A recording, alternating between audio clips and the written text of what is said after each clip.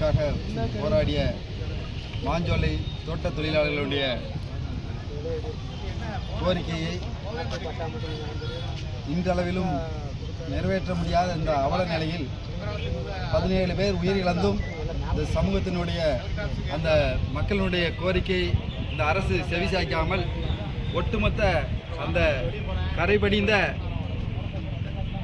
மாஞ்சோலை என்ற ஒரு அடையாளமே தமிழ்நாட்டில் அத்திப்பட்டி என்ற கிராமம் அடையாளத்தில் இல்லாதது போன்று இன்றைய தினம் இந்த தமிழக அரசு மாஞ்சோலை என்ற ஒரு அடையாளம் இல்லாமல் ஒட்டுமொத்த சமூகத்தையும் வெளியேற்றுகின்ற ஒரு அவல நிலை ஏற்பட்டு கொண்டிருக்கின்றது.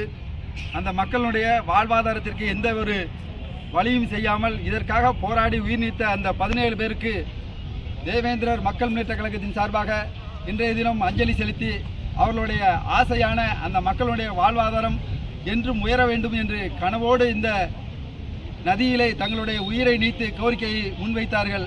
அப்படிப்பட்ட அந்த கோரிக்கையை தமிழக அரசு செவி சாய்க்காமல் ஒட்டுமொத்த தொழிலாளர்களையும் அந்த மாஞ்சோலை எஸ்டேட்டில் இருந்து விரட்டி அடிக்கப்படுகிறது.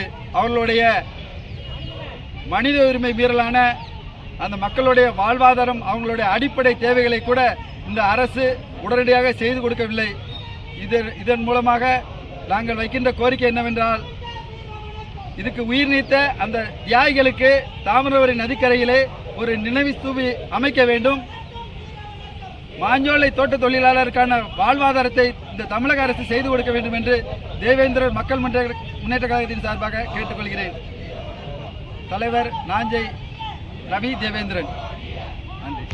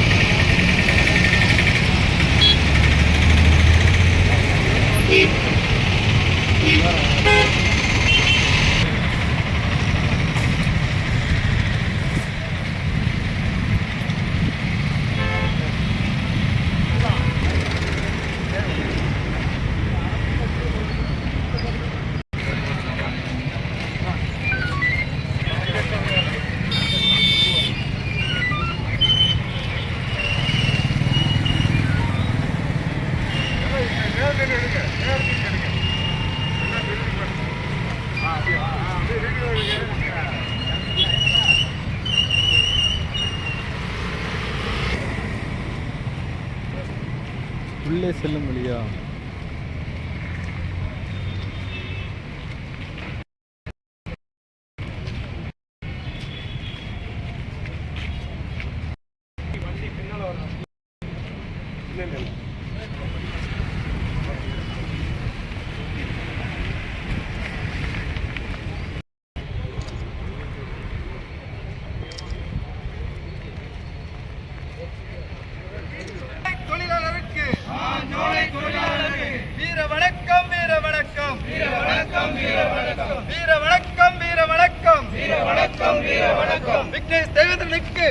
தேவேந்திரனுக்கு வீர வணக்கம், வீர வணக்கம், வீர வணக்கம், வீர வணக்கம், வீர வணக்கம், வீர வணக்கம், வீர வணக்கம், வீர வணக்கம். தாமிரபரணியில் உயிர் நீத்த தியாகிகளுக்கு வீர வணக்கம், வீர வணக்கம், வீர வணக்கம், வீர வணக்கம், வீர வணக்கம். மாஞ்சோலை தோட்ட தொழிலாளருக்கு வீர வணக்கம், வீர வணக்கம், வீர வணக்கம், வீர வணக்கம், வீர வணக்கம், வீர வணக்கம், வீர வணக்கம், வீர வணக்கம்.